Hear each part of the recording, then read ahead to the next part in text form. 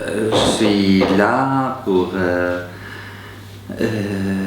remercier l'Università Cattolica qui a accueilli cette année 5 étudiants syriens qui sont venus pour réaliser leur rêve, pour construire leur avenir dans le domaine d'études universitaires. Et que au début de cette année, j'ai eu une rencontre avec le cardinal, son éminence, cardinal Scola, et qui m'a encouragé, qui a présenté ses disponibilités pour ce projet. Et après, avec le recteur de l'Université catholique, on se met d'accord pour 5 étudiants et s'est lancé ce projet. Et bien sûr, ce qui me préoccupe, c'est que ce projet, je veux qu'on se développe. Parce que sûrement, il y a beaucoup de jeunes Syriens qui attendent de réaliser aussi le rêve de continuer leurs études universitaires. Cette opportunité qui n'existe pas vraiment dans cette étape en Syrie. Et c'est vrai que les universités en Syrie continuent, à Damas, à Homs, très difficile à Alep, mais il y a beaucoup de difficultés pour beaucoup de jeunes pour trouver les moyens pour continuer leurs études universitaires et pour avoir un bon niveau. Et le but de ce projet, c'est pour aider ces jeunes à construire leur avenir afin que le jour qu'il y aura la paix en Syrie, qu'ils peuvent retourner et qu'ils auront la priorité de retourner pour reconstruire leur pays. C'est ça le but de ce projet. Pour le moment, il n'y a pas d'autre, mais ça c'est notre espérance et ce que nous souhaitons. Oui. Et bien sûr, nous, comme communauté à Marmoussa, on s'occupe beaucoup des projets d'aide humanitaire en collaboration avec GRS et aussi on fait des projets indépendants comme dans les régions où nous sommes à Nabek, avec les déplacés de Qaryatain aussi qui sont à Homs, etc. Partout en Syrie, la guerre elle rend difficile la vie pour les gens, pour les habitants, partout. C'est vrai qu'il y a des places où il y a moins de dangers, moins de batailles, moins de bombardements, etc. Mais ça n'enlève pas que la vie est difficile, parce que autant que nous sommes dans cette guerre, dans une guerre comme ça, terrible, qui détruit tout. Alors elle détruit pas seulement les constructions, les infrastructures, etc. Elle construit aussi les âmes. Elle détruit les âmes. Elle détruit l'espérance. Surtout que ça fait presque 6 ans de cette guerre, arrivé à 6 ans cette guerre, et il n'y a pas de solution.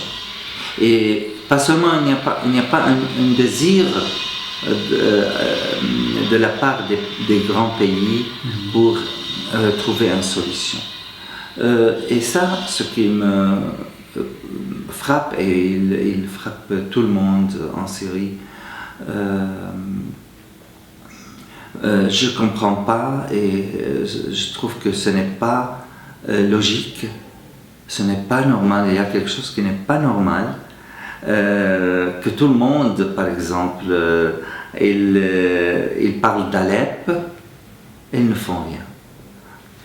Beaucoup de monde connaît Alep, comment elle était comme ville, comme exemple, pour donner un exemple concret d'aujourd'hui. Tout le monde il connaît Alep comme ville, comment elle était riche, elle porte un trésor culturel, historique, très important pour notre monde, etc. Et que cette ville est devenue une ville détruite, une ville morte, une ville qui souffre tous les jours de bombardements et des batailles et de morts. Et en même temps, tout le monde il regarde tout ça et personne ne fait rien. D'abord, pour moi, je trouve que cette bataille en Syrie, c'est une guerre entre les grandes forces du monde. Les États-Unis et la Russie, voilà. Alors, le seul moyen est malheureusement que l'Europe, les pays européens ne font rien pour trouver une solution pour arrêter cette guerre. Alors, moi, le monde aujourd'hui, il parle d'une troisième guerre mondiale. Ils s'enferment dans leur peur de cette guerre, etc. Alors, moi, l'appel que je fais, c'est que si nous sommes vraiment peur de cette troisième guerre mondiale, alors il faut réagir. Il faut être au niveau et réagir et faire une révolution contre la violence. Nous sommes au troisième millénaire. C'est pas possible que, après toutes ces démarches que le monde a fait pour tous les développements, que nous restons dans le même contexte, nous restons dans le même niveau. À chaque fois qu'il y a des problèmes entre des pays, ils font des guerres pour un vaincre contre l'autre, etc. C'est pas logique ça. Il y a d'autres moyens pour résoudre les problèmes. C'est pas toujours les guerres qui sont le moyen ou la route pour trouver des solutions entre les pays qui se battent. Cette langue de violence, des guerres, il faut qu'elle s'arrête. Et que s'il n'y aura pas une collaboration mondiale, internationale, des peuples, pas des gouvernements, contre ça, qui prend une position pour changer la politique de leur pays, alors il n'y a pas une espérance de changer notre monde. Comme l'Europe a réussi à se mettre d'accord pour éviter aucune guerre qui peut se réaliser dans cette partie du monde, dans ces pays, et que le fruit de cette décision est arrivé à cette Union européenne et à détruire le mur de Berlin et à détruire la force soviétique et les communistes. Alors, pourquoi pas cette expérience ne peut pas se réaliser dans les autres pays, surtout dans les pays pauvres. Je ne parle pas seulement au nom des Syriens, parce que comme nous avons vécu la souffrance de la guerre alors on peut comprendre la souffrance de tous les pays où il y a, tous les peuples des pays où il y a des guerres. Alors, notre espérance que le monde a besoin aujourd'hui de faire impression, de prendre une position contre la violence partout dans le monde. Comme exemple, on parle toujours de crise méditerranéenne à cause de l'immigration et tout ça. Mais si vous, les peuples d'Europe qui souffrent des immigrants qui arrivent ici, s'ils n'aident pas ce peuple à trouver une solution pour leur pays, comment ils peuvent parler de leur... Ce n'est pas suffisant qu'ils parlent de leur souffrance, de leurs problèmes à cause des immigrants qui arrivent dans leur pays. Il faut trouver une solution, il faut arriver à une solution pour résoudre ce problème. Si ces peuples ils sont bien dans leur pays, ils n'ont pas besoin de venir en Europe. Pas seulement pour la question économique. Les immigrants qui arrivent ici, ce n'est pas à cause de crises économiques. Ils arrivent ici à cause de sécurité, à cause de le manque de liberté et à cause de manque de droits de l'homme, de respect de droits de l'homme. Et ça, c'est des choses beaucoup plus importantes que les crises économiques dans nos pays. Sûrement au niveau intellectuel de ce que nous avons vécu et réalisé au niveau de rencontres intellectuelles, rencontres de réfléchir ensemble, de se réunir pour discuter, de se dialoguer, etc. Ça, c'est bien sûr, malheureusement est arrêté à cause de la guerre, à cause de déplacement, de difficultés de déplacement, et que beaucoup de gens qui ont été engagés dans ce domaine, ils sont allés hors de la Syrie parce qu'ils ne trouvent pas leur place dans ce moment dans le pays. Tandis que nous, comme communauté, à travers notre disponibilité et notre large relation, à travers notre présence auprès des pauvres, auprès des émigrés, etc., de majorité musulmane, nous sommes bien engagés dans ce domaine, et c'est ce qu'on appelle le dialogue de la vie, quoi. Oui. Alors à ce niveau, par contre, nous sommes beaucoup plus engagés maintenant et on réalise beaucoup des choses dans ce but, quoi, de montrer, de transmettre l'amour du Christ pour tout le monde. Je parle un peu de quelque chose que j'ai vécu à Qaryatain, dans le monastère de Marlian, où j'ai accueilli à une certaine période en 2013 et 2014 des émigrés, tous des musulmans, des voisins, des villages qui ont été bombardés, etc. Il y avait des batailles.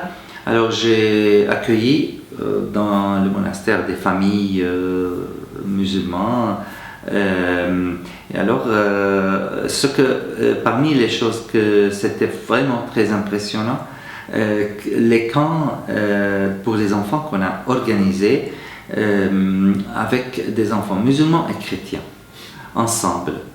Et ça, et avec un courage et intérêt de la part des géniteurs, des parents, quoi. Oui. Ça m'a beaucoup consolé parce que au début, la première fois que j'ai fait ce camp, j'avais peur que les parents n'acceptent pas que les parents n'amènent pas leurs enfants au monastère pour cet événement. Par contre, tout le monde, ils ont venu, et même les parents, ils ont resté pour voir, ils ont eu l'enthousiasme de voir comment, qu'est-ce qu'ils font, etc. C'est par curiosité, par amour, quoi. Et le deuxième chose qui était très important comme projet qu'on a réalisé, de restaurer les maisons des gens, avec bien sûr, grâce à l'aide de beaucoup des collaborateurs, des associations européennes et des églises, des paroisses, qui nous a soutenus, supportés pour restaurer beaucoup de maisons des musulmans dans la région. Pour consoler, pour l'encourager de rester, etc. Et que tout le monde, ils étaient vraiment des pauvres, quoi. Alors ça, et moi je considère que toutes ces choses qu'on a pratiquées dans notre période, dans cette période de guerre, c'est ça qui m'a sauvé la vie et qui a sauvé la vie des 250 chrétiens qui ont été en otage dans les mains de l'ISIS en 2015. Alors, je trouve que la Providence, toute cette aide que les Européens, grâce à leur générosité, soutiennent nos peuples syriens, qui a sauvé la vie de beaucoup de chrétiens aussi. Oui. Et pour ça, c'est une occasion pour remercier toutes les personnes, toutes les paroisses, toutes les églises, toutes les associations qui ont été un moyen de consoler ce peuple qui souffre et qui est une espérance, et que vous êtes une espérance pour nous. Toujours, j'ai fait ça comme exemple évangélique, l'histoire de Zaché. Zaché a cherché cet arbre pour arriver à voir qui est Jésus. Et c'est grâce à cet arbre que Zaché a changé sa vie et a été sauvé.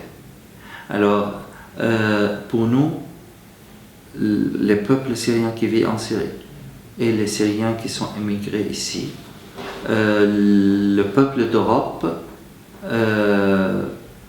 mais pas tous, ils sont cet arbre qui nous aide à revoir Jésus et à trouver le chemin de la salut.